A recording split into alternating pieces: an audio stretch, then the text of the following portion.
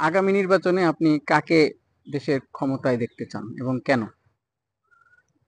আলহামদুলিল্লাহ ৫৪ বছর পর্যন্ত অনেক মানুষে নির্বাচন করছে, বিএনপি করছে নির্বাচন।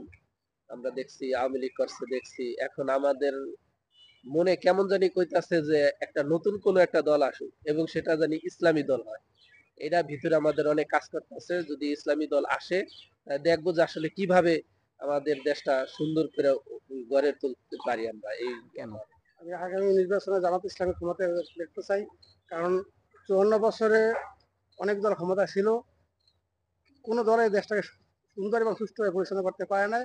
জামাত ইসলাম সুন্দর এবং সুষ্ঠুভাবে পরিচালনা করতে পারবে এই বিশ্বাস আমাদের আছে। তাই আমরা আগামীতে আগামী নির্বাচনে ইনশাল্লাহ আমি জামাত ইসলামকে ক্ষমতা দেখতে চাই। কারণ জামাত ইসলাম একটি দেশের সুসংগঠিত এক রাজনৈতিক দল, ন্যায়ভিত্তিক সমাজ পরিচালনা করা তাদের লক্ষ্য। আমি সেটাই চাই এবং তারা একটা পরীক্ষিত দল। তাদের অতীতে ২টা মন্ত্রী ছিল, কোনো দুর্নীতি তাদের ভিতরে দেখা যায় নাই। সেই হিসাবে আমরা মনে করি জামাত ইসলামের সঠিক আগামী দল। নির্বাচনে জামায়াত ইসলাম কে দেখতে চাই।